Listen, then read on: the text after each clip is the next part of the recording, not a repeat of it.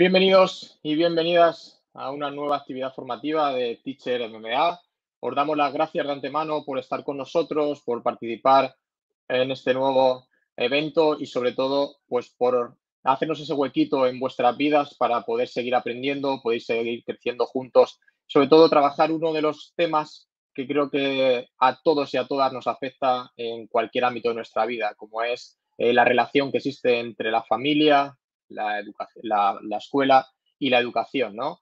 Ese camino que debemos siempre de recorrer juntos y que en ocasiones no siempre nos es fácil, pero bueno, tenemos que seguir empeñándonos en que tenemos que demostrar que esa relación es vital para que en este caso, pues todo el proceso educativo del alumnado, sea la edad que sea, pueda ir a un buen puerto y sobre todo pueda ir consiguiendo los diferentes retos que se les vaya encontrando. Para ello, contamos con expertos y expertas en la materia, expertos y expertas que hemos ido colgando y difundiendo sus vídeos sobre este tema y sobre su breve opinión al respecto del tema que nos ocupa y sobre todo para que podamos hablar con ellos y con ellas sobre el tema, que nos puedan dar un poco de luz quizás en aquellos temas que a lo mejor no tenemos todas las respuestas y que nos pueden ayudar a encontrar una que seguramente nos desbloquee o pueda ayudarnos a pasar a la siguiente fase del momento en el que nos encontremos. Por eso me gustaría darles las gracias directamente, Miguel Franco, Jordi Musons, María Jesús Comellas, Leticia Garcés y al profe José por hacernos un huequito en vuestras vidas, por abrirnos esta ventanita para que podamos empezar a descubrir un poquito más cómo ver esa relación mucho más clara y sobre todo pues por otorgarnos toda vuestra experiencia y que estaremos encantados de llenar nuestras mochilas. Como siempre digo, este tipo de actividad formativa se basa en la interacción y en la participación por la parte que está viéndonos en el evento, a través del chat, a través de diferentes mensajes que podéis escribir y comentar y sobre todo diferentes preguntas que queráis formularles a cualquiera de ellos y de ellas para que pues en un momento determinado nos las puedan responder y como decíamos antes, pues ir construyendo este camino para poder hacer esta relación entre la familia y la escuela pues que sea mucho más fluida, que sea mucho mejor y sobre todo con el único objetivo de mejorar ese proceso educativo. Pues nada, vamos a dar un poquito de tiempo a los asistentes para que, pues bueno, empiecen a coger el sentido de lo que es la actividad formativa y que empiecen a ubicarse en sus asientos. Y voy a empezar con una primera pregunta, ¿vale? Una primera pregunta que os voy a lanzar y que, bueno, pues me gustaría que contestarais, pues, dentro de vuestra experiencia y sobre todo basado en aquello que habéis podido vivir, ¿no?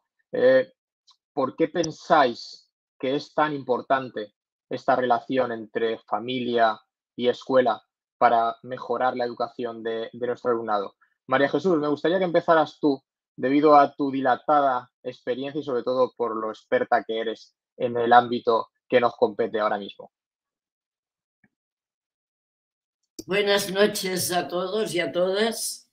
En fin, es ponerme un reto y una etiqueta como un poco de compromiso, porque si bien es cierto que llevo años en este tema, desde los años 70 de otro siglo, digamos, o sea que estaríamos hablando de 50 años con familias y con el profesorado, digamos que no me considero yo experta en este sentido, porque por suerte la vida cambia y por suerte los retos nos van llevando a una reflexión que en muchos momentos quizás no es que hagamos un giro absolutamente en dirección contraria, pero sin duda añadimos matices. Entonces, tan solo un poco sin querer divagar y rehuir la pregunta. Lo que de alguna manera quisiera sería resaltar un hecho, y es que lo que creo que es más importante es que no pensemos solo en el alumnado de primeras edades, sino en la sociedad en general, pero especialmente la escuela como institución que debe formar y que por lo tanto tiene un reto importante en su relación con las familias, es de que nos clarifiquemos y nos situemos en las funciones que corresponden a cada cual. Y creo que en muchos momentos la escuela es exigente hacia las familias pidiéndoles una función que no les corresponde y por otra parte no respetamos el tiempo familiar, el rol familiar, las funciones doméstico-culinarias, vivenciales, cotidianas, globales, que le corresponden a las familias. Entonces, cada vez que oigo hablar críticamente de las familias, pues como que me da apuro y, bueno, apuro, digamos que me da, no rabia, porque no sería la expresión, pero sí un cierto enfado. Entonces, ya termino, cortadme por favor, si me alargo, porque uno de los problemas es que no callo. Ya me lo decían en la escuela cuando tenía 5 años y me castigaban. Entonces, antes del año 2000, o sea que hablo de más de 20 años, cada vez que oía escuela de padres y madres porque pobre gente no saben hacer su función educativa, cada vez me molestaba más y cuando me encontraba con las familias les decía, escucha, no es verdad, esto no es verdad, porque hemos generado socialmente un sentimiento de culpa, de indefensión y les hemos tratado como ignorantes, como si nuestros ancestros lo hubieran hecho fatal y que nadie sabía qué era ser padre y madre, hasta que hemos llegado la gente sabia a explicarlo. Entonces me fui a una institución, la Diputación de Barcelona, es mi, digamos, comarca, mi entorno, y les pedí que me dieran un voto de confianza para hacer un modelo diferente. Y entonces el título, por decirlo de alguna manera, para fomentarlo, para llamar la atención, era Espacios de debate educativo con las familias y para las familias. Con lo cual, la palabra debate cambia absolutamente la mirada global del grupo. Entonces, es una experiencia que continuó, la he hecho en más de 70 municipios y se trata de encontrarse juntos, familias, profesorado, trabajo social, policía, salud, deporte, juventud, un compromiso político, un compromiso de la comunidad, donde no hay nadie que sepa nada y que todos sabemos lo que sabemos, pero que todos hablamos desde la experiencia, desde que somos personas adultas, que en muchos momentos parece que tratamos a las familias como si fueran criaturas ignorantes, y allí todo el mundo tiene su perfil personal, lógicamente, pero se le reconoce que está actuando como persona adulta que educa a sus criaturas, a las del entorno, al vecindario y a quien sea. Quién es profesional y quién no, pero es que educa a la policía y educa a la enfermera pediátrica, educa al médico, educamos todos. Os aseguro que en la Diputación hubo una duda razonable y me dijeron, esto no va a funcionar. Yo les pedí un voto de confianza y empecé en 2 municipios y me fui a Andorra, país vecino, y me encontré también un entorno que me dijeron, vamos a probar. Y os digo que aún continúo, en estos momentos estoy en 9 municipios y que, bueno, lo puede pedir el municipio que quiera, siempre dentro del contexto de Barcelona, que es la Diputación que lo protege o lo promueve, y a los 4 años yo me voy retirando porque se ha creado una dinámica tal que ya la continúa el equipo del municipio, profesorado que cambia, políticos que cambian, y se crea un contexto de debate educativo donde todo el mundo aporta y nadie es sabio de nada. Creo que es algo clave, ya has dicho, has tocado varios temas que tengo yo aquí preparado, preguntas, y sobre todo que con el desarrollo de la tarde seguramente vuelva a salir, ¿no? Has hablado de esas escuelas de familia o escuela de padres y de madres que se vieron en su momento como algo fundamental y pues se dio cuenta de que quizás no era o la manera o el método de hacerlo.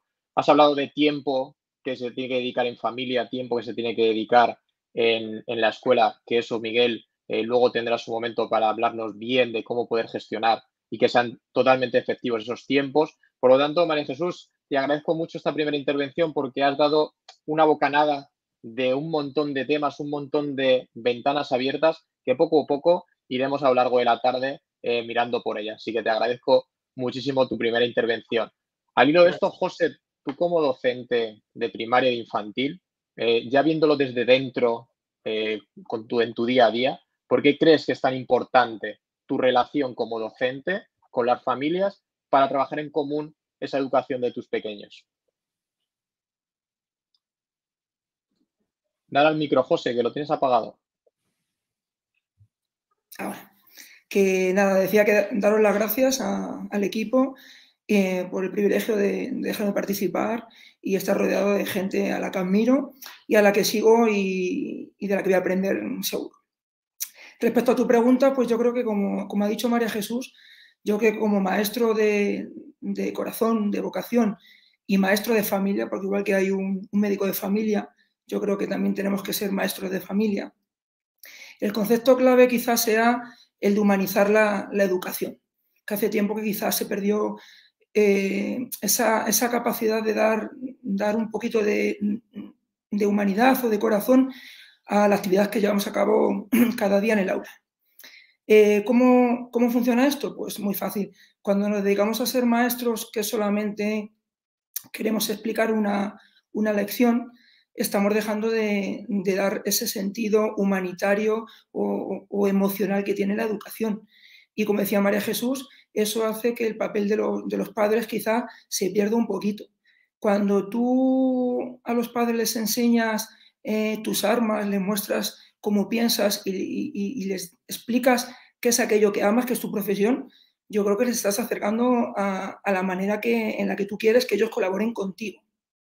Y no hay manera más importante de acercarte a ellos que es hacerles partícipe de ese proceso de enseñanza-aprendizaje, pero no solamente como ha sido durante mucho tiempo y toda la vida, que parecía que les llamábamos cuando les necesitábamos en Navidad para decorar, palabreta de teatro, sino que yo creo que tiene que ser un proceso diario donde cada uno a su manera, en sus tiempos y según su capacidad o posibilidades, participen con nosotros. Yo en el aula intento desde la reunión inicial de padres, a las que siempre les explico que es como una cita. Si yo ese día tengo que ir con mis mejores galas, tengo que presentarme, tengo que enamorarles, porque al fin y al cabo me van a dejar aquello que es lo más preciado que tienen, que son sus hijos. Entonces, ese día tengo que enamorarles, tengo que explicarles en qué consiste mi función, cómo enseño, cuál es mi metodología, en qué creo, y no llenarles solamente la cabeza de objetivos, de contenidos y de todas esas cosas que luego durante el curso lo van a ir viendo. Entonces, mis reuniones,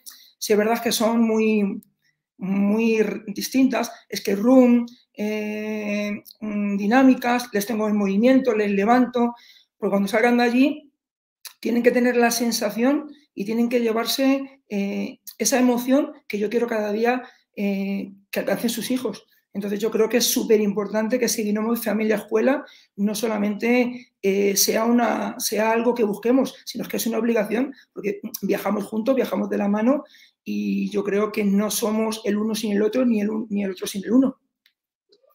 Y además, has dicho una cosa clave que es el tema emocional, ¿no?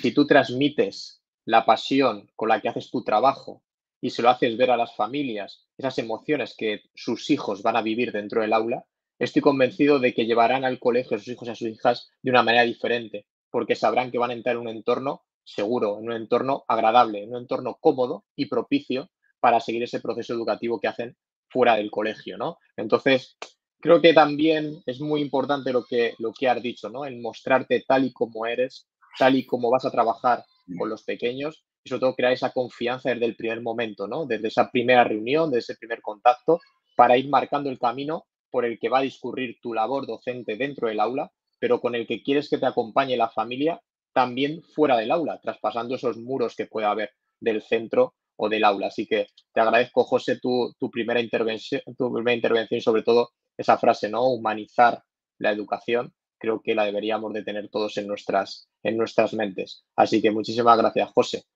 Pasamos de un maestro, pasamos a ti, Leticia, al otro campo, al campo de trabajo familiar, al cómo poder enfocar y ayudar a las familias a que puedan crear esa relación, ¿no? Con la familia, con la escuela y con la educación. ¿Por qué crees tú, desde tu ámbito laboral y profesional, que es tan importante que estos dos ámbitos, como es la escuela y como es la familia, caminen por el mismo sendero de la educación? Quizás yo aportaría que los maestros, las maestras son profesionales de la educación, con lo cual viven motivados o por lo menos inician su día a día motivados y si no, pues se reciclan en el camino y van adquiriendo nuevos conocimientos y siempre hay como una actitud humilde, ¿no? De querer mejorar. Pero las familias no somos profesionales de la educación de nuestros hijos. Entonces aquí nos encontramos familias comprometidas con el buen trato, sensibilizadas pues, con la necesidad de educar de una forma respetuosa y hay otras familias que no tienen ningún interés en mejorar o en aprender pues porque están convencidas de que toda la vida ha sido de una manera y no hay por qué cambiar, ¿no? Entonces, creo que hay dos espacios importantes, tanto si eres una familia comprometida con la educación de tus hijos como si eres una familia convencida de que la educación tradicional es la que es y que nada lo tiene que cambiar, ¿no? Entonces, por un lado, creo que las tutorías son espacios estupendos para influir en ese padre-madre que no muestra interés en mejorar, pero que hace muchísimas cosas bien y hay que reforzarlas o hay que reconocerlas o hay que identificarlas o comentarlas, ¿no? Y hacerles ver, pues, que es fantástico que hablen con sus hijos o que qué bueno que dialoguen con ellos o que eso seguro que es bueno para la relación y, pues, de alguna manera crear espacios para ese debate o esa reflexión y conectar con ellos, puesto que quizás estas familias no van a ir nunca a una conferencia, a una charla, porque no lo creen necesario, pero igualmente necesitan o aprender o que alguien les ayude también a darse cuenta que hay cosas que hacen bien y otras pues, que son mejorables. Pero también pienso que escuelas de padres y madres, escuelas de familias, espacios formativos, espacios reflexivos, espacios de debate, o sea, como lo queramos llamar, son espacios que cada vez hay más padres y madres que reclaman porque hay más interés, hay más conciencia y ahora qué conocimiento puedo adquirir, ¿no? Sabemos pues desde 1990 que la inteligencia emocional nos está aportando mucha información, la neurociencia, cómo funciona el cerebro, empezamos a tener mucha información, estamos sobresaturados de información y entonces llega un momento que las familias sí necesitan píldoras, espacios para reflexionar, alguien, un referente que me permita pues hacer una toma de conciencia y realmente aprender a practicar el buen trato o la parentalidad positiva, ¿no? Entonces, decíais, ¿no? Espacios de debate, yo añadiría también espacios para la reflexión, hablabais, ¿no? De maestros de familia, ¿no? Y yo añadiría también que las familias necesitan un referente con quién aprender, no tanto de quién aprender, sino con quién aprender. Porque, y con esto termino, las familias preguntan mucho, ¿cómo puedo hacer para que mis hijos me hagan caso, me obedezcan? ¿Cómo puedo hacer? Es decir, las familias preguntan y quieren recetas mágicas porque no se nos ha enseñado a pensar, a reflexionar. Y lo que sí tengo claro es que las familias necesitamos aprender a pensar, no que nos digan qué pensar. Necesitamos espacios para debatir, reflexionar, para compartir, pero siempre con un referente, alguien que me guíe, con unos conocimientos, con un respaldo científico y que me permitan entender que más allá de un comportamiento disruptivo, violento, agresivo, hay una necesidad emocional que hay que saber atender, que la comunicación es súper importante para que nuestros hijos se dejen ayudar y quizás escuelas o espacios, como lo queramos llamar, donde padres y madres hablan con otros padres y madres que les pasan cosas muy parecidas y que uno llega a la conclusión de que, pues, si no solo me pasa a mí, quizás lo que me pasa es más normal de lo que a mí me parece, ¿no? Con eso creo que podría contribuir. Genial, pues mira, ya ha salido ahí una de tus frases en tu diálogo, o sea que creo que es algo, sobre todo el cambio, ¿no? De perspectiva. Muchas veces, como decía José, los docentes nos mareamos en querer llegar a todos los contenidos que nos marque el currículum, tenemos que dar sí o sí todo el temario, porque si no, pues porque han comprado un libro, hay que darle uso, hay que llevarlo a casa, que lo vean, y en ocasiones se pierde esa manera, ¿no? De cómo poder crecer como personas, cómo ser capaces de aprender cosas que les van a servir para la vida, ¿no? Y creo que es algo eso, lo que has dicho es fundamental, ¿no? Con quién puedo aprender, cómo voy a aprender y sobre todo el para qué me va a servir, ya no como en ese contenido puntual, sino que me va a servir para luego cuando lo tenga que desarrollar fuera del colegio, ¿no? A lo largo de mi vida y del desarrollo de mi vida laboral, personal o profesional. Por lo tanto, es un muy buen inicio, Leticia, y te agradezco mucho tu claridad y sobre todo la contundencia de tu mensaje. Así que seguimos. Tengo aquí algunas preguntas para ti preparadas que a lo largo de la tarde saldrán, ¿vale? Jordi, ahora tú como director de un centro educativo innovador, con unas experiencias educativas de vanguardia, que tienes mucho trato con las familias por ser el referente del centro educativo, para ti como director y con el trato que tienes, ¿por qué crees que es tan importante que la familia y escuela vayan de la mano? Bien, en primer lugar porque pienso que toda la vida ha sido muy importante que escuela y familia vayan de la mano. Lo que sí que me parece importante es que actualmente hay una asincronía mucho mayor en modelos familiares y en modelos educativos de los que ha habido en generaciones anteriores. Y eso creo que es importante tenerlo presente y que hoy quizás tenemos un papel más importante que antes en intentar buscar espacios. Ahora hablabais de la escuela como un espacio abierto, que me parece muy interesante, la idea de abrirlo a las familias como simple espacio de encuentro entre todas las familias, pero también abierto a que las familias participen con los docentes del centro para encontrar modelos lo más sincrónicos posibles en el proceso este de educar, ¿no? Y por otro lado, hay una cosa que me parece muy importante. Tú hablabas ahora de temarios, de libros de texto y acabarlos. A mí esto me parece la edad de piedra. Y creo que estamos viendo un momento muy profundo de transformación educativa y está pasando una cosa que es nueva, que por primera vez, después de varias generaciones, las familias se empiezan a encontrar con modelos educativos muy diferentes de los que vivieron como alumnos. Y por primera vez, el rol que tenían como padres en el complemento más de formación académica, que era de rendir cuentas de los deberes que estaban haciendo los niños y niñas, o de la evaluación trimestral, de pasar cuentas de si tenías 2 suspensos, 3 aprobados. El rol de la evaluación es un rol nuevo, de acompañamiento, de diálogo, de marcar objetivos compartidos de mejora, etcétera, etcétera. Y hay que volver a reeducarse como padre y madre en la formación ya no solo global, personalizada, humanística, sino también académica. Y aquí creo que tenemos un papel muy importante de abrir las escuelas para que las familias comprendan los nuevos propósitos de la nueva educación y encuentren en la escuela un soporte en esta educación compartida que, sin lugar a dudas, yo estoy muy de acuerdo con María Jesús Comellas, que los dos agentes, escuela y familias, se deben sentir queridos. Y peor me lo ponéis estos días estamos quizás en el peor momento de pandemia o en la gestión de la pandemia en los centros educativos y estamos todos en crisis. Hay muchos más nervios y las familias están preocupadas, están nerviosas como lo estamos nosotros. Y aquí es muy importante transmitir tranquilidad, empatizar unos con otros, porque las familias tienen situaciones muy complejas y nosotros también. Y esto me parece que es extrapolable a cualquier momento de la vida cotidiana de las familias en el centro educativo.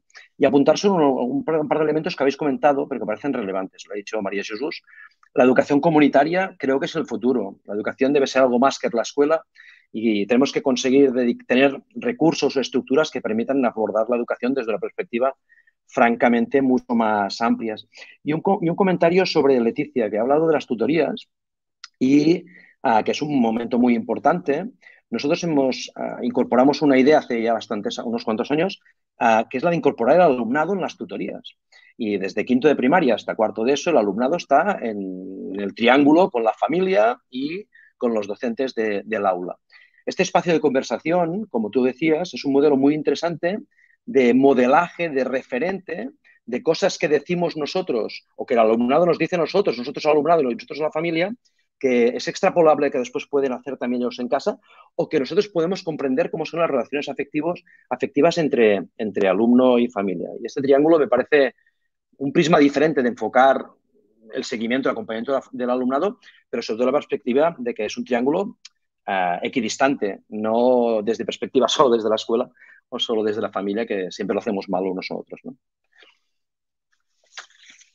Pues has dicho igual, agradecerte, sabía que tenías material para nosotros y has soltado muchas cosas que son muy importantes, ¿no? Sobre todo el comentar esas cosas relacionadas con lo que ha dicho María Jesús y con lo que ha dicho Leticia. Y has hablado de abrir las escuelas, abrir esos espacios educativos a las familias y que las familias se sientan partícipes de las decisiones que se pueden tomar a nivel interno, ¿no? Creo que es algo fundamental y es algo clave para que las familias puedan acercarse mucho más a la escuela y vean que se está trabajando en la misma sintonía y con la misma intensidad que se requiere de dentro del aula, ¿no? Por lo tanto, ahí luego hablaremos un poco del cómo poder hacer esta gestión, ¿no? Cómo poder abrir el aula, porque como tú bien has dicho, ahora mismo vivimos una situación bastante compleja que por suerte es pasajera. Ya estamos, parece y espero, en los últimos coletazos para volver a lo que era más o menos lo que conocíamos antes. Y bueno, pues intentaremos ver alguna fórmula para poder abrir, a pesar de esto, las escuelas y sobre todo seguir con este camino, ¿no? Con este camino en conjunto. Así que muchísimas gracias, Jordi. Y Miguel, te he dejado para el final porque, aparte de saber tu opinión sobre esta relación, ¿no?, tan importante como han estado comentando los compañeros anteriormente, María Jesús hablaba de un tema que tú eres experto y que llevas tiempo trabajando y estudiando, como es el tiempo, la gestión de ese tiempo y cómo poder optimizar para que el tiempo que se dedica sea pues, lo más efectivo posible, ¿no? Entonces, me gustaría que nos comentaras un poco cuál es tu opinión sobre la relación que tiene que haber entre escuela y familia, y también que nos empieces a hablar un poco de cómo poder hacer ese tiempo que se pasa en familia o ese tiempo que se pasa en la escuela que sea lo más efectivo posible. Es decir, que el tiempo que se invierte en la escuela, esas 6, 7 horas que dedica el alumnado a estar dentro del centro educativo, cómo se puede optimizar, cómo se puede hacer efectivo y sobre todo que no se pierdan esos pequeños detalles que al final, como decía el Principito, lo esencial es invisible a los ojos, ¿no? Así que, Miguel, ahí te dejo esa doble pregunta para que nos contestes con tu experiencia. Muchas gracias, Carlos, y muy interesantes las intervenciones anteriores, de las cuales pues, voy a coger algunas cuestiones que habéis comentado, ¿no? Yo creo que el diálogo permanente entre familia y escuela es algo que ya no hay alternativa, es decir, no podemos evitarlo, es decir, por las características y por los grandes cambios que estamos experimentando como sociedad, por ese carácter líquido incluso que están adquiriendo algunas instituciones, ¿no? Ya los roles familiares, los roles de la escuela ya no son departamentos estancos, sino que compartimos muchos espacios y compartimos muchos intereses, y ese diálogo lo tenemos que tener no solo porque es necesario, sino porque es inevitable. Entonces, cuanto mejor lo hagamos en ese tiempo compartido, pues va a ser mejor para todos, para el ámbito académico y para el ámbito familiar y para aquel espacio que compartan las dos instituciones, ¿no? La familia y la escuela. Hay una cosa que me preocupa mucho, y es que percibo un miedo enorme en las familias a ser malos padres, ¿no? Y un miedo muy grande en los docentes a ser malos docentes, en un ambiente hiperestimulado, de sobrecarga informativa, como comentabais antes, y en un entorno donde la autoexigencia, desde que nos levantamos hasta que nos acostamos, es tremenda hasta el punto de que está teniendo unas consecuencias a nivel personal muy grandes en docentes, en familias y en alumnado ya muy joven, incluso en alumnado muy joven. Yo creo que, y coincido con María Jesús, ha dicho una cosa en la que tenemos que encontrar mucho alivio a ese miedo, que es que estamos haciendo ya todo lo que sabemos y que todos desconocemos casi todo de todo. Es decir, no somos expertos, yo por lo menos no me considero experto, me considero un aprendiz que trata de llevar a su día a día, tanto en su casa como padre, como con su alumnado y como con la familia de mi alumnado, aquello que voy comprobando que va funcionando. Yo creo que hay una invitada a la que no hemos mencionado todavía, pero que tenemos que tenerla siempre presente, que es la evidencia, lo que sabemos que funciona, ¿no?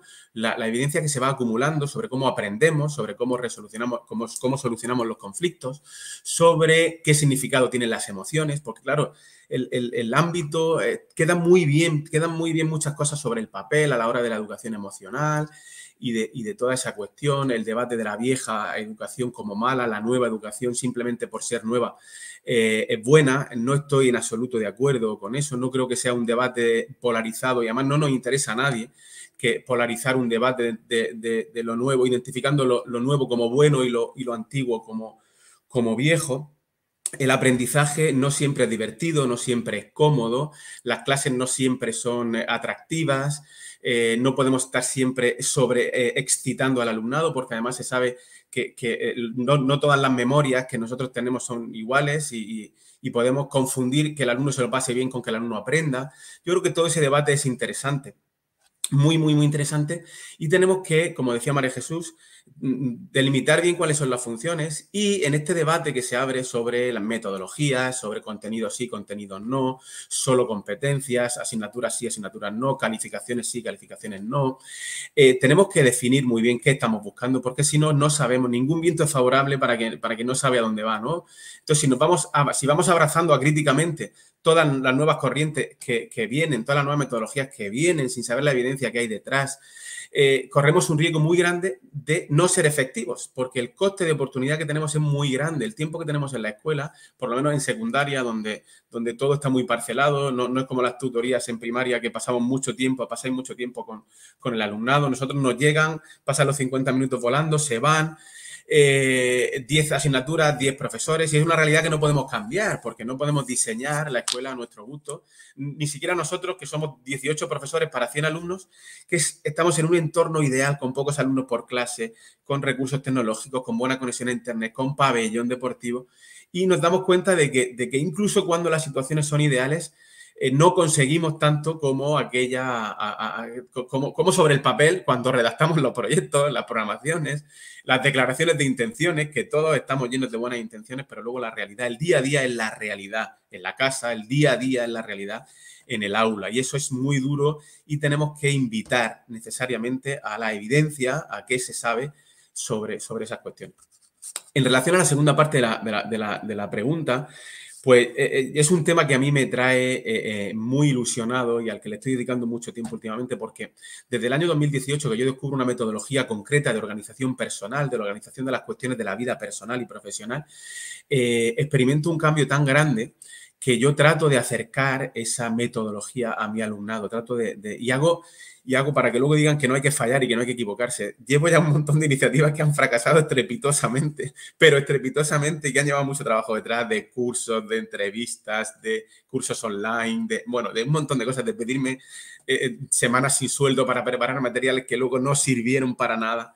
Es decir, que hay mucho trabajo ahí detrás, no mío, sino de todos los docentes que están un poco implicados en su tarea. Y parece que he dado con una metodología o con una adaptación de una metodología para adultos que está empezando a funcionar bastante bien para alumnado y para familia, que se llama mi COE, mi cuaderno de organización escolar, y que está funcionando por un motivo principal. Porque en todo momento alumno y familia dispone de un sistema actualizado, completo y accionable de todos los compromisos que tiene un alumno en un momento determinado. Es decir, si un alumno mira su cuaderno hoy a las 20:33 del 18 de enero, si está usando la metodología, tiene una visión completa, una información fiable y una información accionable sobre qué es lo que tiene más sentido hacer, ¿no? Entonces, las personas tenemos que convencernos, aunque haya tanto esfuerzo ahí fuera por convencernos de que podemos hacer muchas cosas, no es cierto. Podemos hacer en cada momento una sola cosa. No podemos hacer muchas cosas a la vez, podemos hacer solo una sola cosa. Y eso implica que cuando decidimos hacer una cosa, tenemos que renunciar a hacer todo lo demás. Pero no algunas cosas de las demás, sino todas las demás, ¿no? Entonces, se trata de educar ese recurso tan valioso que tenemos, valioso incluso en lo económico, porque es por lo que nos están regalando en apariencia tantas cosas, pero nos están quitando esa capacidad de atención, ¿no? Esa capacidad de retorno a lo que nosotros estamos haciendo, ¿no? Como le llama Gregorio Luri. Entonces yo creo que tenemos que trabajar mucho esa competencia estructural de la persona, del ser humano, que es lidiar con la locura del día a día hoy, con teléfonos móviles en la mano de los jóvenes, con apenas restricciones a la hora de uso y de acceso. Y yo, por último, quiero terminar con una reivindicación del conocimiento. El conocimiento es importante. Los conocimientos son importantes. El conocimiento no está ahí fuera, no está en Internet. El conocimiento está en el cerebro de cada ser humano y en su relación con el mundo que le rodea y con las personas que le rodean. No podemos renunciar al conocimiento ni a la memoria simplemente porque nos suenan antiguas. Creo que es importante y creo que hay que incorporar Claro que hay que incorporar la educación emocional, claro que hay que incorporar muchísimas cosas que vienen de la mano de lo nuevo, pero no tenemos que dar la espalda a cuestiones muy valiosas, muy filtradas por el tiempo. Nosotros no vamos a venir a inventar la rueda, no somos los más inteligentes del mundo. Hay un conocimiento en el pasado muy valioso. La gente ha aprendido a lo largo de la historia, ha habido gente muy inteligente y el cerebro de todos los que estamos aquí funciona igual y aprende igual. Es decir, tenemos que descubrir cómo aprendemos para diseñar buenas experiencias de aprendizaje, sin renunciar a que los niños se sientan bien, a crear ambientes socioafectivos muy buenos en la escuela y en la casa, por supuesto. Pero eso no es incompatible con la disciplina, con el esfuerzo, con el conocimiento, con la buena memoria, con los buenos deberes, con el buen estudio. Ese es un poco lo que yo quería incorporar a las intervenciones que habéis. Que no quiero fomentar una polarización en lo bueno, lo malo, lo nuevo, lo viejo, porque creo que no ayuda. Y ya le estamos viendo que en otros ámbitos esa polarización no está ayudando. No la llevemos a la familia, si no la llevemos a lo educativo, no juzguemos. Este profesor es antiguo, es malo. Este profesor pone mucha música y los críos están siempre excitados y es buenísimo. No es cierto. Hay que matizar todo eso. Somos profesionales, somos adultos.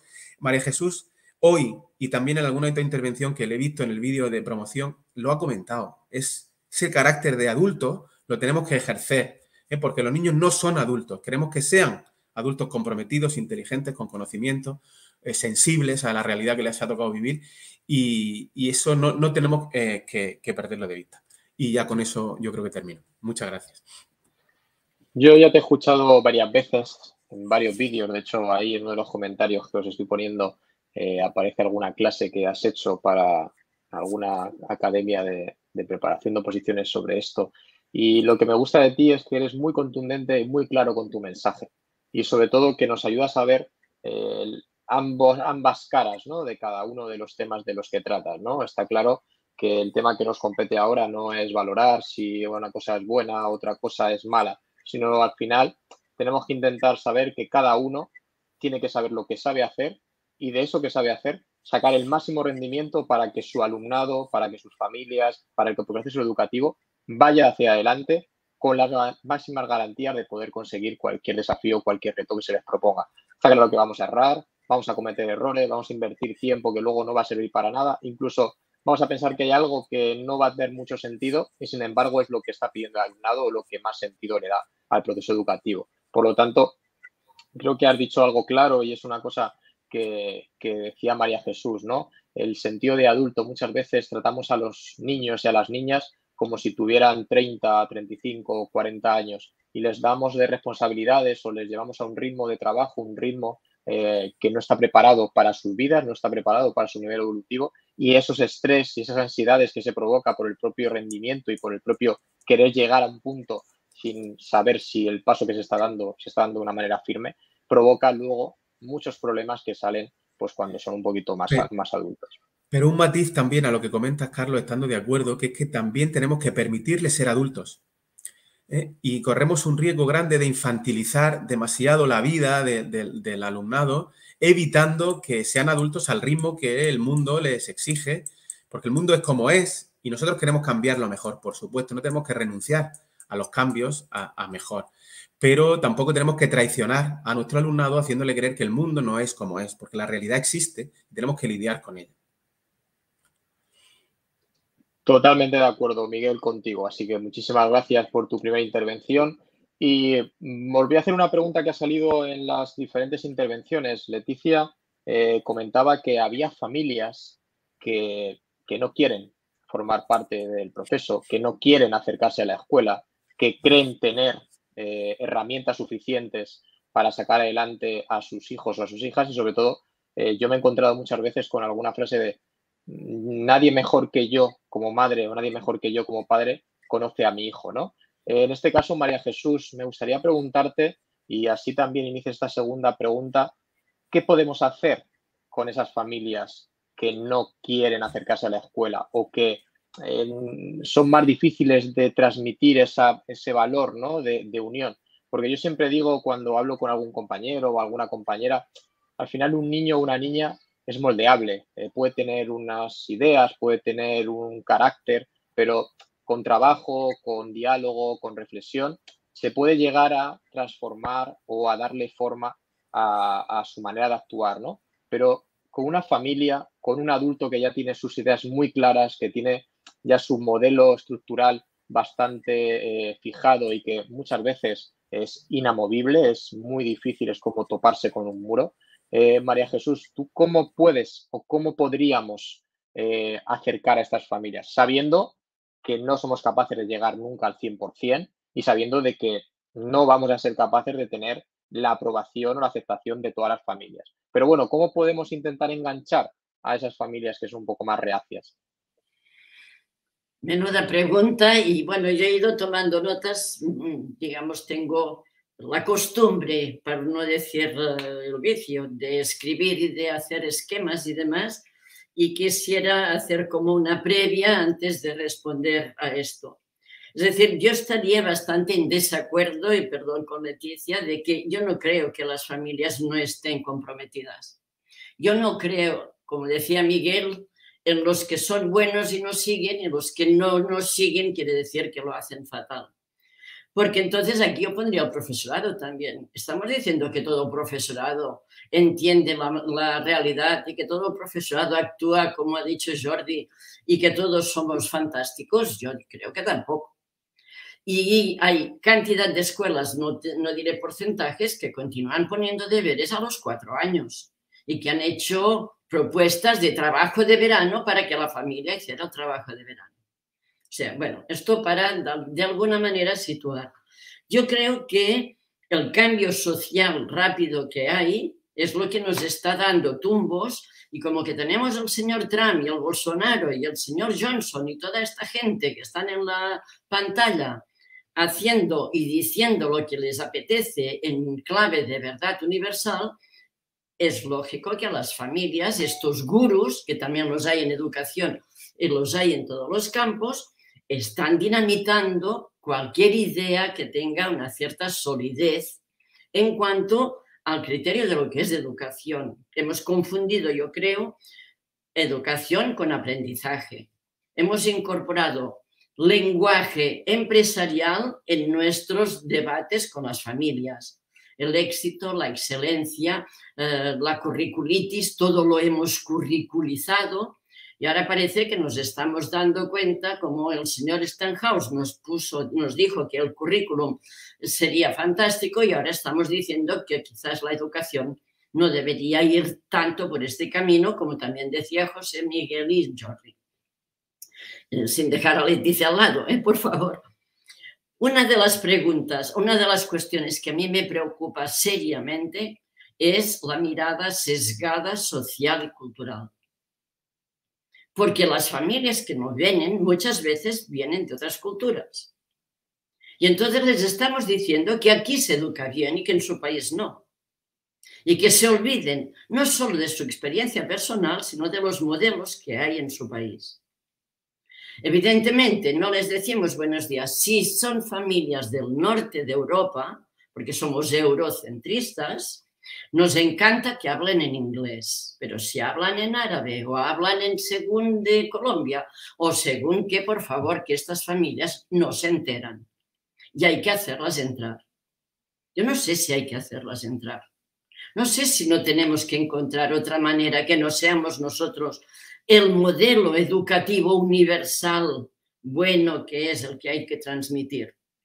Y además, como decía Miguel, no digamos que somos los buenos y los malos, los antiguos y los viejos, porque hace muchos años que también las familias, quizás con más disciplina, quizás con menos diálogo, quizás, siempre pongo la palabra quizás, no lo han hecho nada mal. Mi abuela no lo hizo nada mal y nació en el 1875, ¿vale? Y tuvo 13 hijos solo. Entonces, sí, por esto, yo pienso que vale la pena de que empecemos a mirar con mayor claridad. Fijaros cómo la pandemia ha puesto de relieve el personal esencial. El personal esencial ya no se vuelve a hablar de ellos, a no ser que sean los sanitarios. No estamos hablando del personal de limpieza, del personal que trabaja 12 horas, del personal que tiene, de las familias monoparentales que solo hay una persona con 4 críos o con 3 o lo que sea. Entonces, hay familias con un grado de complejidad interna que si además piensan que si no vienen a la escuela lo están haciendo mal, estamos creando una, digamos, brecha social y cultural enorme. Y las criaturas están en medio. Y las criaturas cuando salen aquí en la Generalitat dijeron el año pasado, estableceremos una hora de lectura no obligada, pero que todos los centros tuvieran cuidado de hacer una hora de lectura diaria para fomentar el interés por la lectura. Y cuando yo aún continúo yendo por escuelas, y cuando llegué a la primera escuela me dijeron, qué buena idea, haremos una hora de lectura diaria. Yo les pregunté si no hacían 6 horas de lectura cada día. Porque cuando hacen matemática, que cuando hacen sociales, que cuando hacen cualquier tema, están leyendo. Pero claro, no hay libros en ruso, ni en croata, ni en árabe, ni... O sea que les estamos de alguna manera exigiendo y dando un espacio muy cerrado, que es nuestro modelo el mejor, y que todos deben educar como yo creo, como creemos en nuestro centro, como cree nuestro claustro o como creemos desde las directrices que damos como país o como región. Esto a mí me preocupa seriamente. O sea no que... Perdón, María Jesús, no, entonces quizás muchas familias no somos capaces desde la escuela de atraerlas porque no les transmitimos el mensaje quizás y les planteamos solo basado en el modelo que conocemos. Quizás deberíamos de saber mucho más de su historia personal, de dónde vienen, para poder llamarle la atención y que sea más atractivo. O llamarle la atención o que nos llamen, que nos digan cómo lo hacen. Que tengamos la humildad de decir que lo que hacen puede estar tan bien como lo que hago yo, aunque sea diferente. Entonces, preguntar cómo lo hacen nos humanizaría mucho más y las criaturas, especialmente, a partir yo entiendo que es válido y quizás incluso antes que de cuarto, de 9 años, 8, siempre con el lugar correspondiente a la criatura y a los adultos, pero es que las criaturas no te explican cómo lo hacen en su casa, porque las criaturas ya saben que en su casa lo hacen mal, porque oyen nuestro discurso. Y no es verdad. Es importante que vean que nosotros respetamos su manera de hacer. No que no quiere decir que yo haga lo mismo que hacen y que yo crea en que es mejor lo que hacen que lo que hago yo. Pero al menos el respeto a la diversidad.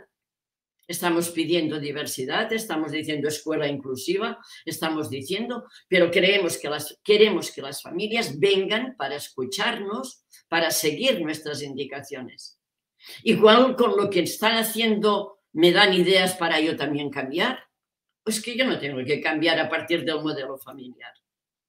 Porque la criatura cuando llega a la casa a las 6 de la tarde o a las 8 se va a encontrar con otro modelo, pero que ya viene como desprestigiado por parte de la escuela.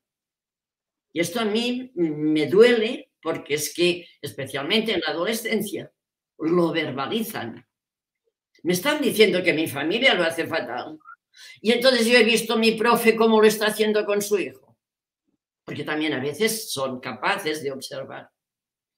Entonces yo pienso que es no acercarlas a la escuela para que vengan a lo que les proponemos, sino con estas tutorías, con reuniones en la calle, donde sea, acercarnos a todas las familias con las que tenemos relación y fomentar el diálogo, no desde la categorización de venga que yo sé, porque en principio yo solo sé que no sé nada, que el mundo es apasionantemente loco y que vamos a ver cómo lidiamos esto, y que educar es realmente, como decía también José y todos, educar es compartir, es convivir.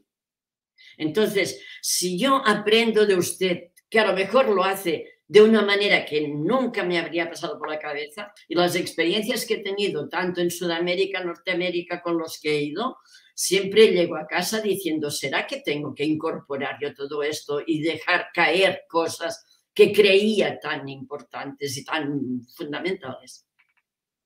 Es que vivir en el mundo... Es algo clave, María Jesús, y creo que nos has abierto los ojos a muchos, incluyéndome a mí primero, de dónde podía estar ese problema, ¿no?, que yo veía de no poder enganchar a todas las familias. Y creo que me has hecho abrir los ojos y pensar de quizás es que el mensaje que les estoy transmitiendo no es el adecuado. Quizás necesito que ellos se acerquen a la escuela. Por lo tanto, a mí me has hecho así una bombilla en la cabeza y seguramente que al igual que a mí, a muchas personas que nos están viendo y seguramente que podamos modificar, ¿no?, o cambiar esto. Sí que os pediría un poco de brevedad en vuestra respuesta. Perdón, solo aclarar, solo añadir algo pequeño. Sí, María Jesús. Estamos hablando mucho de familias vulnerables, de familias, yo tiendo a decir familias víctimas de un sistema que les ha vulnerabilizado. En el momento en que yo pienso que en su lugar yo lo haría quizá peor o no lo haría diferente, es en el momento en que más que engancharlas pido que me enganchen, que me atraigan. Quiero saber de ustedes porque quiero aprender de ustedes, porque con las situaciones buenas, malas, diferentes que tengan, y por qué lo hace así, qué es lo que le lleva a creer, déjenmelo entender. Era solamente en este... Pues nos dejaremos enganchar y engancharemos. Vamos a ver si somos capaces de atraer a más familias. En tu caso, Leticia, desde el otro punto de vista de las familias, ¿tú cómo motivas o cómo haces para que una familia que no quiera acercarse a la escuela lo haga? ¿Y cómo le demuestras que es importante esta relación? Pues precisamente respetando el que no quiera estar. Y lo voy a explicar de la siguiente manera. Por aclarar un poco el concepto, ¿no? Yo diferenciaba antes dos tipos de familias, ¿no? Las familias comprometidas y las familias no tan comprometidas porque igual están convencidas de que pues con lo que saben es suficiente, ¿no? Hablamos no de que lo hagan bien o mal, sino que su nivel de sensibilidad o de compromiso es distinto, con lo cual quien está comprometido va a querer formarse, va a querer acudir a las charlas, va a querer acudir a los eventos con una motivación y va a querer aprender, y quien no tiene ese interés igualmente va a necesitar un espacio. Por eso yo ponía como ejemplo las tutorías, y es fantástico de tutorías con el alumnado, para realmente poder ver cómo están educando en casa. Y voy a poner un ejemplo. Conocemos familias que vienen de una cultura diferente y hablan con el tutor y a lo mejor le comentan, ¿no? Pues mira, pues vemos que está un poquito, últimamente un poquito despistado tu hijo y vemos, pues no sabemos muy bien cómo ayudarle, y a lo mejor ahí te dice, sí, ayer ya le pegué con la zapatilla y le di bien con el cinturón y ya me he puesto muy serio porque esto no puede ser. Y de repente vemos que ya no estamos hablando de cómo educa, estamos hablando de que está normalizada la violencia en esa familia porque pues, culturalmente está, normalizado, por así decirlo, y podemos darnos cuenta a través de esa tutoría que igual el estilo que se está llevando a cabo no solamente es violencia, sino que eso está dañando la relación, el vínculo, y que se está normalizando el maltrato para corregir. Entonces, claro, hay que ser muy cuidadoso, muy respetuoso para ayudarle a ver otras formas de corregir o de motivarle o de incentivarle para que realmente nos sigan contando, sigan confiando para que les podamos seguir ayudando. Ya no tanto porque les tenemos que decir cómo educar, sino porque les tenemos que ayudar a no normalizar la violencia o el maltrato. Esto por un lado. Y ya con esto último quiero terminar. También me he encontrado en estos últimos años que a la mayoría de formaciones, escuelas de padres y madres, congresos que he organizado para hablar de educación emocional, parentalidad positiva, me he encontrado que está poblado de mujeres. Mujeres, maestras, docentes, que son las que les mueve el interés, la motivación y muy pocos padres hombres. Yo, en realidad, entiendo que cada uno va a los encuentros según lo que le motiva, le interesa y que ahí no haya padres hombres no quiere decir que lo estén haciendo mal y o que lo hagan peor que las madres. Pero sí me encuentro muchas mujeres con la queja de que piensan que sus maridos tendrían que estar ahí con ellas y que esto es algo que tienen que hacer en pareja y que si sus parejas no están, entonces no se coordinan y así no se puede avanzar. Como que para que algo vaya, digamos, salga bien, tiene que ser, digamos, coordinados y que ambos tienen que participar en estos encuentros. Bueno, pues mi recomendación siempre es que respetemos el que si tú como mujer coincide que tienes un gran interés y unas ganas tremendas de aprender y eliges ese espacio para compartir con otras personas y te ayuda y te sirve, entonces ese es tu lugar. Si tu pareja, por lo que sea, no está en tu mismo interés, motivación, ganas, y él a lo mejor aprende de otra manera o tiene otros intereses, entonces vamos a confiar que tú vas a cambiar porque vas a aprender ciertas cosas que las vas a incorporar a tu día a día y que gracias a tu cambio y que tu ejemplo, tu pareja va a poder aprender. Pero esto es como, no podemos obligar a que padres, madres, a lo mejor con un nivel de compromiso menor, que no quiere decir que por eso lo vayan a hacer mal, estén en unos espacios donde no quieren estar. Y cuando esto lo entendemos que cada padre y madre tiene un vínculo distinto con cada hijo o hija y que cada uno somos responsables de nuestro rol educativo y que si nos coordinamos muchísimo mejor, pero no nos podemos intentar coordinar a costa de imponer al otro donde tiene que estar, porque entonces se da algo muy habitual y es mujeres regañando a hombres, madres regañando a sus maridos. Y es algo muy, muy habitual cuando uno dice, parece que tengo 3 hijos, mis 2 hijos y mi marido. No, no tienes 3 hijos, tienes una pareja con quien formas un equipo educativo, con quien te tienes que coordinar y en todo caso con quien te tienes que comunicar. Y por eso quería aclarar esto, porque entendiendo que hay padres y madres con un nivel de compromiso distinto y no voy a hacer el calificativo de bueno, malo, mejor o peor, hay que saber que habrá padres que necesiten un espacio de tutoría para aprender que algunas prácticas que han normalizado como buenas, aunque sean culturales, son maltrato y son violencia. Y habrá otros padres que la tutoría no sea suficiente y que te van a preguntar qué puedo leer, a dónde puedo ir, qué puedo escuchar, a quién puedo seguir y estarán siempre con ansias de aprender. Y esta misma idea con las parejas. Habrá mujeres, que son la gran mayoría, por mi experiencia en estos últimos años, que querrán más y más y más y entonces su hambre les llevará a querer aprender y sus parejas la gran mayoría, estoy hablando un poco generalizando, pero es lo que yo me encuentro en mi experiencia, no es su lugar, no es su espacio, aprenden de otra manera. Y además me encuentro con mujeres que encima suelen decir, yo no sé si es que mi marido no viene aquí, pero es que lo hace mejor que yo. Porque hay que entender que los padres y las madres, antes de ser padres, venimos con unos recursos personales, con un carácter, con un temperamento, con unos aprendizajes, con una historia de vida y todo eso se refleja en la relación con el hijo, con la hija. Entonces, hay personas que no necesitan ir a la escuela de padres porque han tenido una vida que les ha permitido aprender la suficiente inteligencia emocional como para poderse relacionar con sus hijos de una forma respetuosa. Y hay otras personas que esos espacios les vienen muy bien.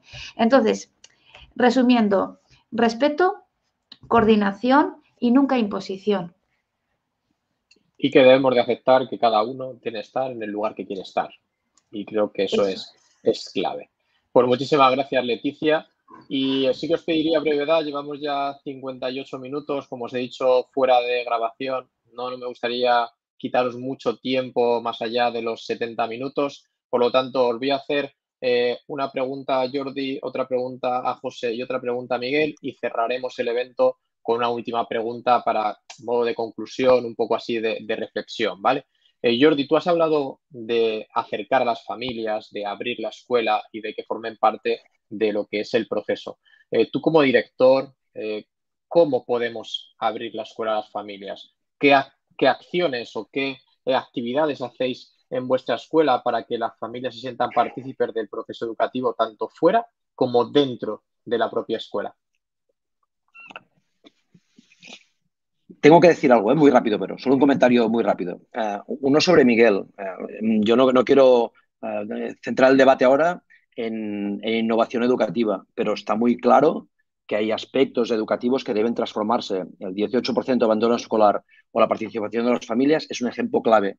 Y ya digo, no es el tema de debate aquí, pero creo que hay temas muy profundos. Escribí un libro que se llama Reinventar la escuela, justamente intentando argumentar por qué la escuela se debe transformar, y abrir las puertas de la escuela a las familias es muy importante.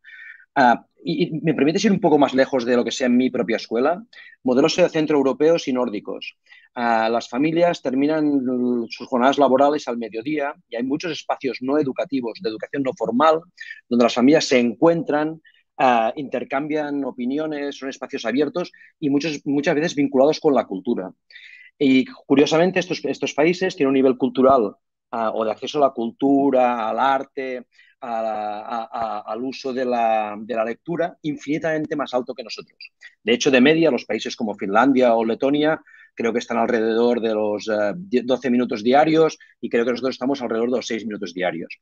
Es decir, que los países ricos, hay que asumir que no lo somos, tienen espacios pensados para la educación familiar y la educación no formal. De hecho, algunos de estos países, uno de los derechos laborales que tiene es poder asistir a las tutorías. Si yo no tengo este derecho laboral, ¿quién renuncia? Normalmente la madre, no el padre. Y justamente ahí es donde estoy mucho con María Jesús, que tenemos que pensar mucho más en una educación comunitaria, en qué diferentes agentes hay que desmontar que puedan contribuir a una mejor educación familiar. Y si tú me pides qué podemos hacer desde la escuela, pues lo que no hace la sociedad. Podemos abrir las puertas de la escuela para crear espacios donde de forma participativa las familias puedan compartir, por ejemplo, espacios de lectura compartida. Si tenemos este espacio, generaremos un vínculo con la cultura que quizás en otros espacios fuera de la escuela no van a utilizar. Y solo un último matiz sobre esto. Abrir las puertas de la escuela a las familias es aumentar el capital social y el talento cultural del centro. Lo siento, pero la mayoría de educadores no hemos trabajado fuera de las escuelas. Yo soy biólogo, pero no he ejercido en mi vida. No tenemos cultura real de lo que pasa fuera de la escuela. Sabemos mucho sobre pedagogía y didáctica. Que una familia que trabaja en un mercado pueda explicar su vida real habiendo carne o abriendo un pescado nos puede transmitir muchísimo más que mi disección anatómica de un pez. Y ahí hay que tener una mirada mucho abierta de que no es importante que todas las familias participen, porque hay familias que no lo van a poder hacer por su situación laboral. Pero lo importante es que la participación de diferentes familias suma al proceso educativo de todos los alumnos, sean de esa familia o sean de otra familia. Y ahí es donde creo que la escuela puede hacer, francamente, muchísimas cosas. Ya está. Pues muchísimas gracias por tu contundencia y por tu brevedad, sobre todo. Y creo que has dado claves que todos tenemos detrás de la oreja y tenemos en mente de ir un poquito más allá, ¿no? Yo siempre digo, y siguiendo las palabras de Lucía Quintero, tenemos que expandir la educación y llevarla desde nuestro aula, desde nuestro espacio de trabajo, hasta que llegue a los salones de las casas de las familias de nuestro alumnado, ¿no? Si conseguimos eso, el proceso educativo irá de una manera diferente quizás que si lo ven como dos compartimentos estancos, como decía Miguel, y que lo que se hace en la escuela no tiene nada que ver luego lo que se puede hacer en casa. Por lo tanto, ahí dejamos tus propuestas, Jordi, y sobre todo mucho que tenemos que aprender de, como decías, esos países del norte de Europa que llevan pues unos años o unas décadas por delante a lo que nosotros pues ahora mismo estamos viviendo aquí. Así que muchísimas gracias, Jordi. Miguel, tengo aquí una pregunta para ti en el chat y así aprovecho y te la lanzo. Dentro de la brevedad, ¿vale? Que nos categoriza.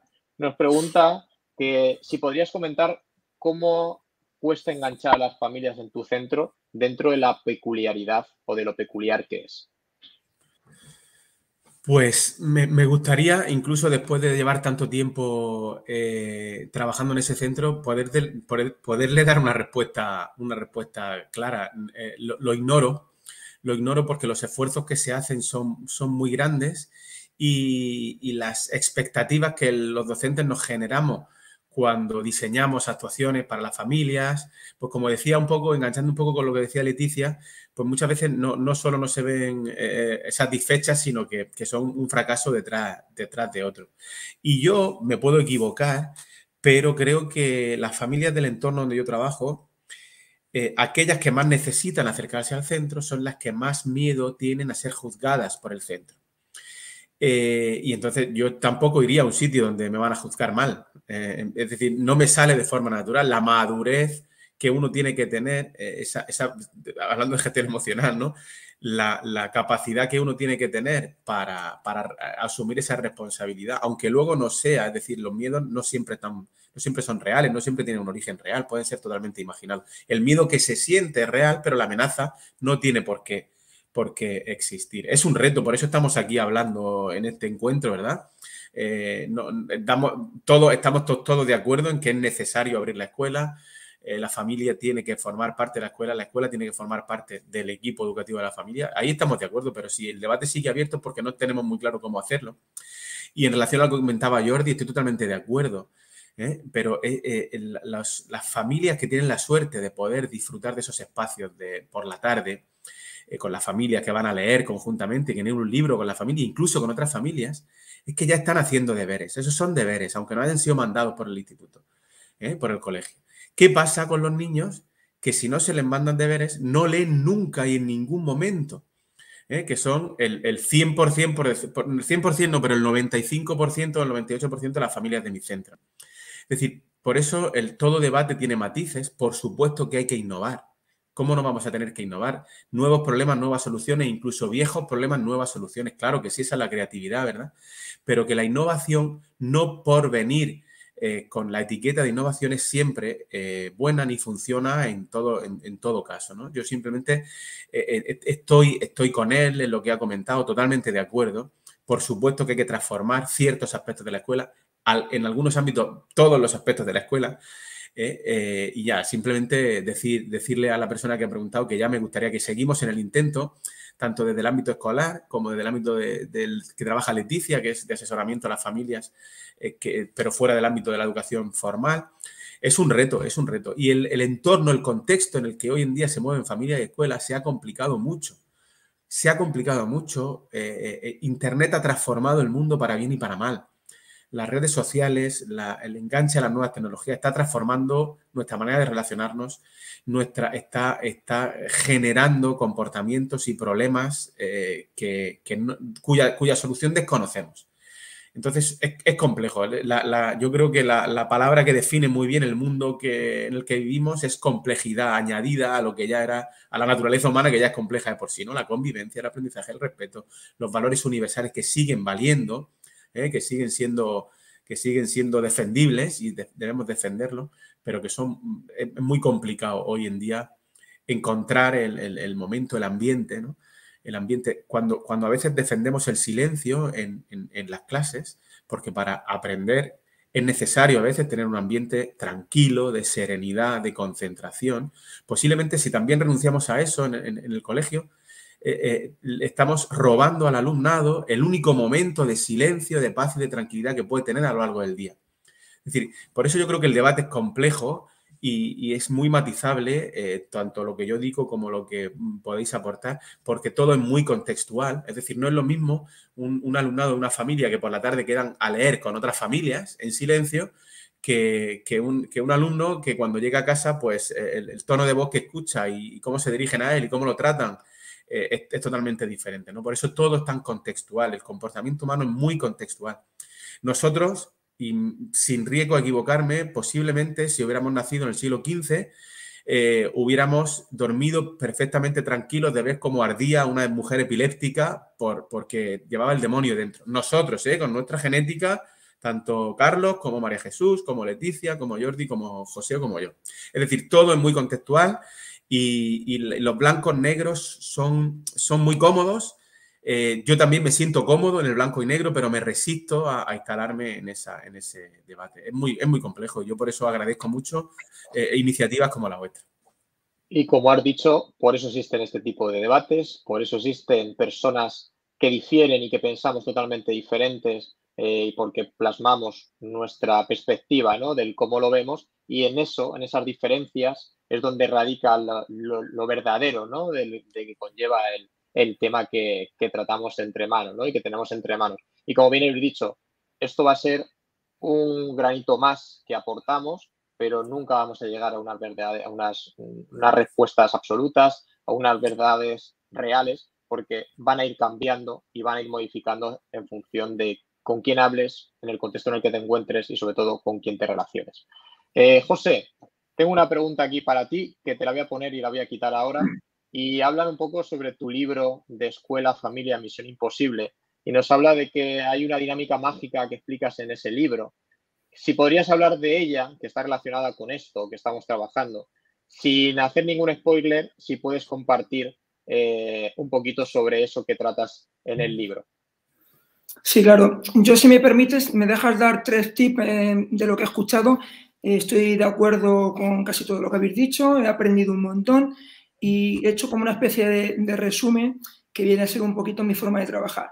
Yo creo que, aunque sabemos que el sentido común a veces es el más común de los sentidos, todos los que estamos aquí creemos que más allá de la metodología, de la novedad, de la innovación, la verdadera innovación está en el maestro, no en la pizarra digital ni en los proyectos.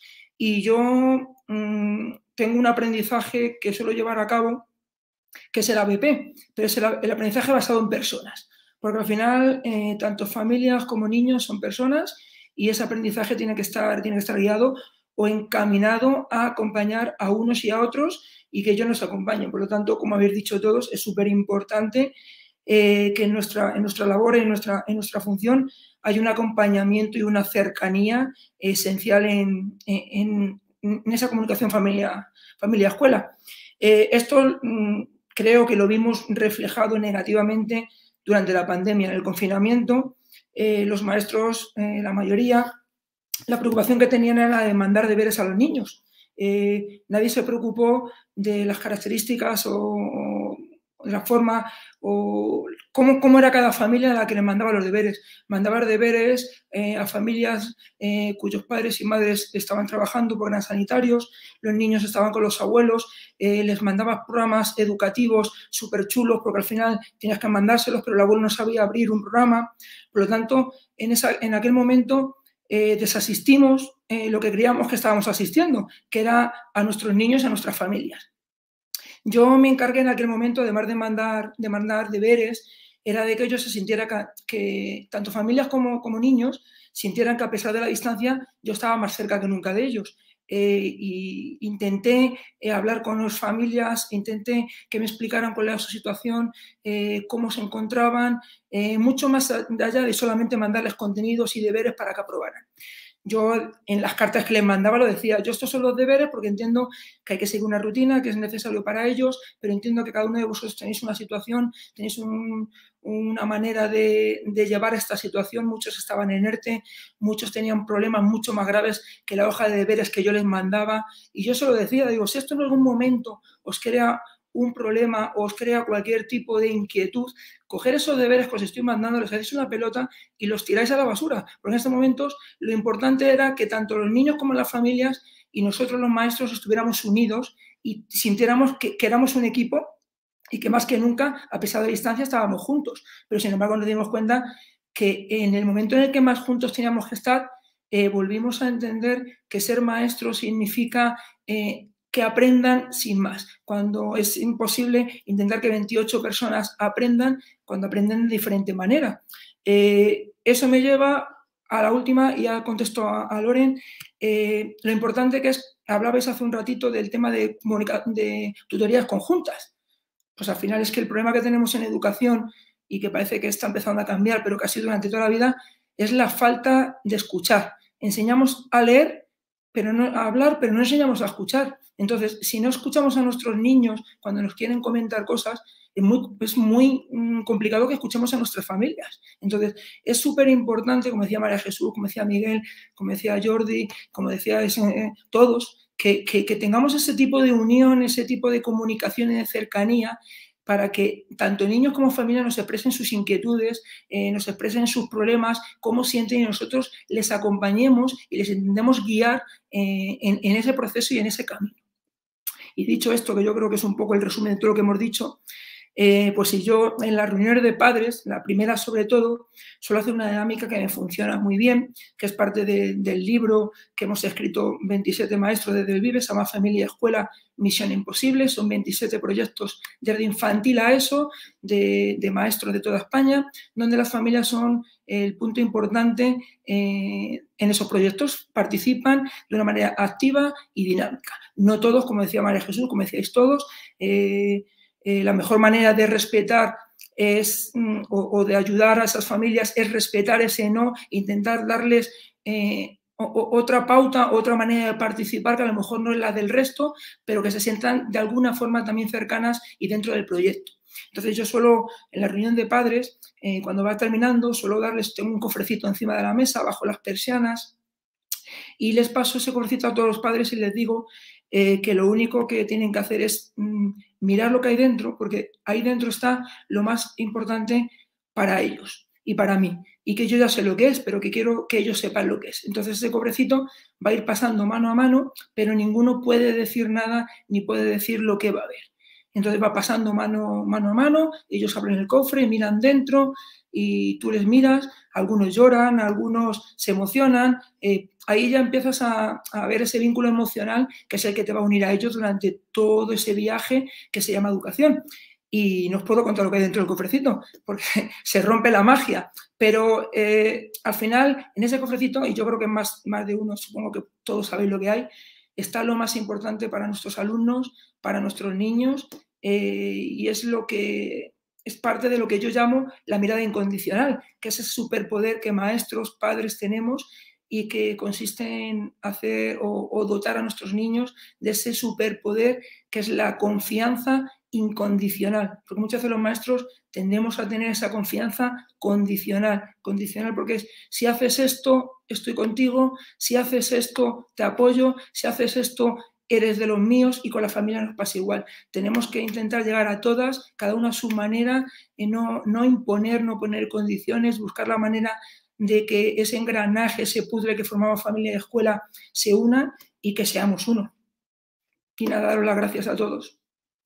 Yo hago una dinámica parecida en mis sesiones de educación física con un cofre también que deben de abrir, y luego te diré en privado lo que yo guardo, a ver si guardamos lo mismo.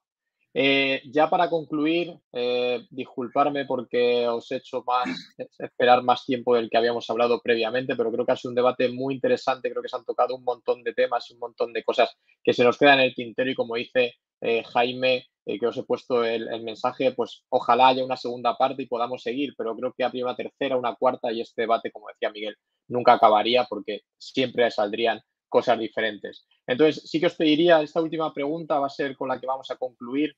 En un minuto, sé que es difícil, pero os pido en un minuto, si nos estuvieran escuchando políticos de nuestro país, personas influyentes, personas que realmente tienen la posibilidad de generar cambios y que pueden provocar esos cambios, y os pidieran que hicierais una acción o una propuesta para incluir en las escuelas, solo una, ¿qué medida le diríais? Sé que es difícil y sé que es complejo, pero esto que lo hagáis en un minuto a modo de conclusión de este evento, ¿vale? María Jesús, empezó contigo. Un minuto, por favor, tu tiempo para concluir este evento. Para el cronómetro por esto, porque un minuto es poco. Mira, yo lo que he estado, como que he visto la pregunta, una de las situaciones que además después del minuto os haré una promesa por si la queréis, os la envío, pero me darás más tiempo, es fomentar, como ya hemos dicho, y Jordi, todos estáis de acuerdo, es cómo generar un contexto de debate educativo en el municipio. Por lo tanto, no hace falta que sea el jefe del Estado, sino el ayuntamiento, digamos, o el gobierno local.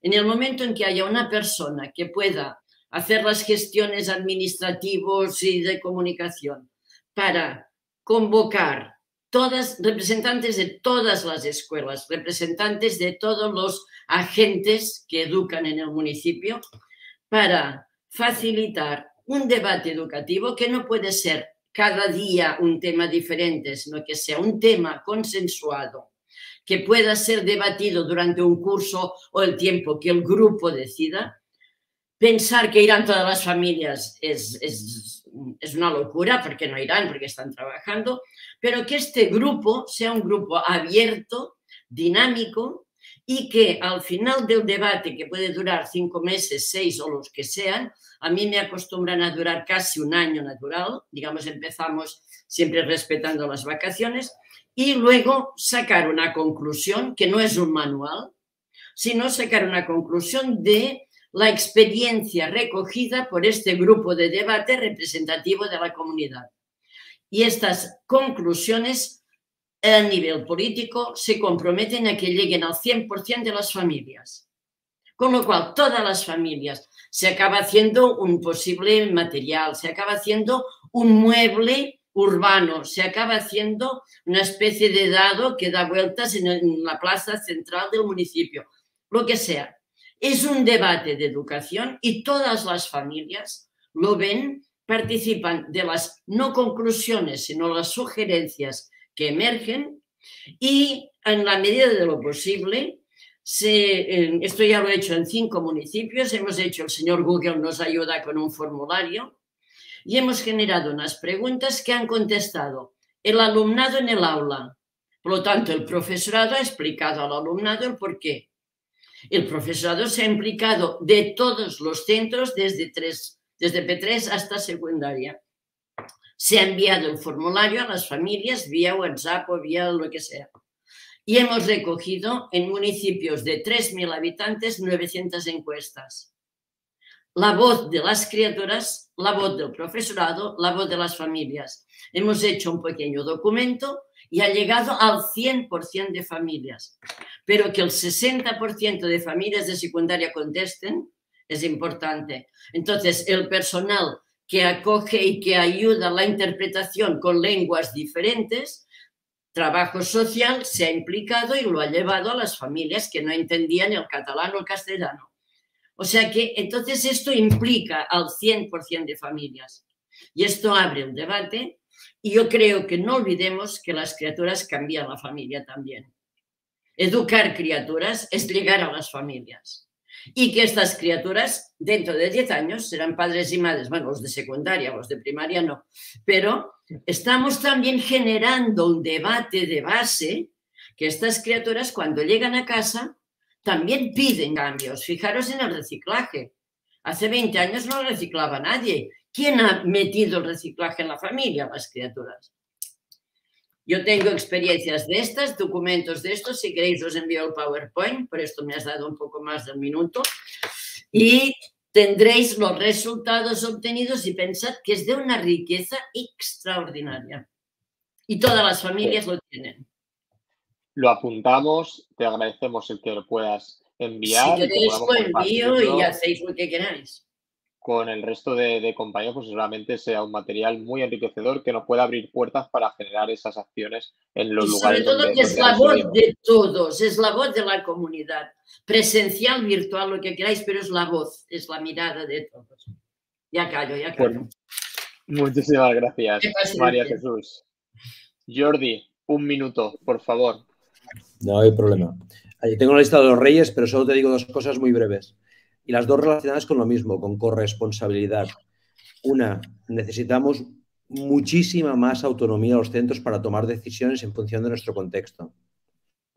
2, ya lo he dicho antes, pero este país, de la misma manera que hemos avanzado mucho en corresponsabilidad con la paternidad igualada a la maternidad, creo que los permisos retribuidos a las tutorías sería un paso importante de corresponsabilidad con la escuela. Ya está. Perfecto, pues muchísimas gracias, Jordi, ahí lo dejamos. José, tu minuto.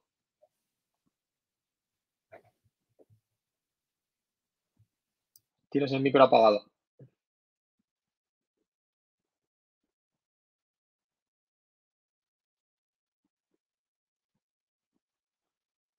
Si no, mientras lo solucionas, Miguel, tienes tu minuto. A ver si soluciona José el problema del micro.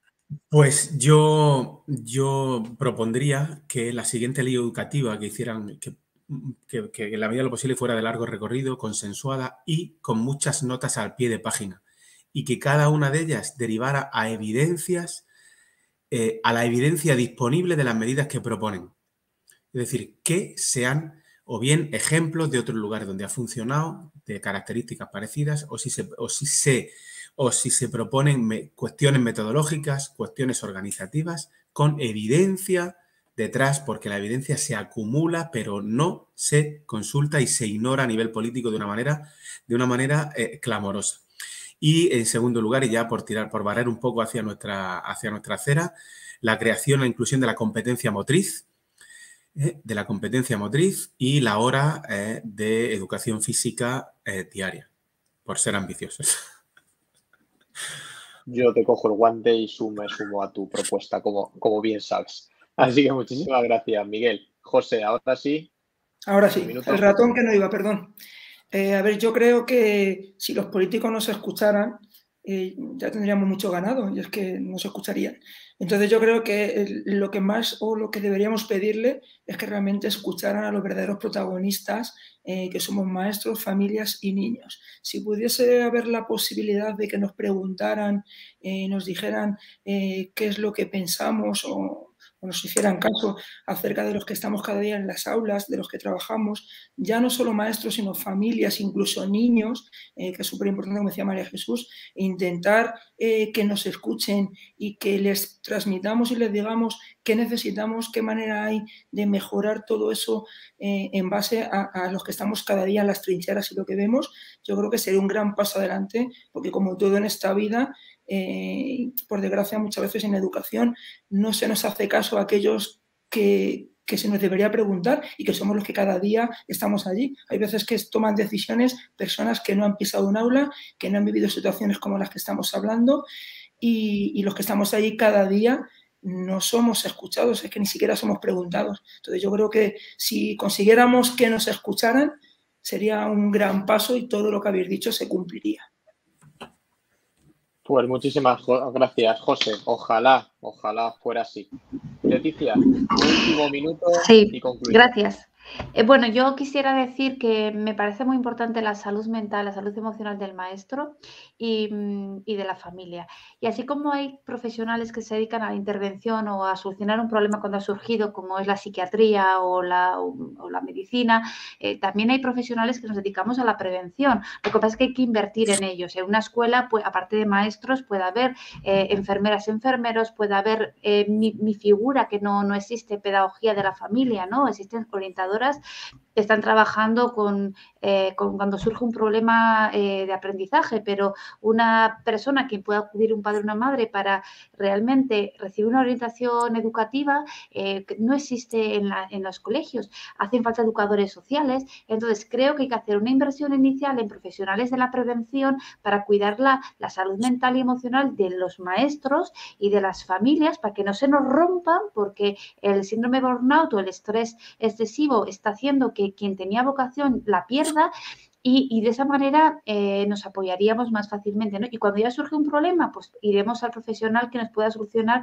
ese problema, pero evitemos llegar a ese problema, no hagamos prevención, ¿no? Aunque para eso hay que hacer una gran inversión en profesionales de la prevención, ¿no? Educadores, sanitarios, enfermeras, y sobre todo reivindico mi postura, ¿no? O sea, mi profesión, ¿no? La de orientador de familia, ¿no? Dentro de que no haya que ir a lo privado, que sea un servicio público, ¿no? Que yo pueda ir a un orientador y que me oriente en la educación de mis hijos en casa, ¿no? Genial, Leticia. Pues ojalá nos escucharan, ojalá se llevaran a cabo todas vuestras propuestas. Y nada, daros las gracias de nuevo por esta fantástica tarde, por este fantástico diálogo que podríamos estar horas y días y semanas hablando. Por lo tanto, hemos puesto ahí nuestro primer granito, hemos encaminado un poquito y sobre todo estoy convencido de que a las personas que nos han escuchado y que han estado con nosotros y que luego verán la grabación en días posteriores, seguramente les habéis tocado alguna bombillita, les habéis iluminado alguna idea y sobre todo les habéis encaminado para poder resolver cualquier problema.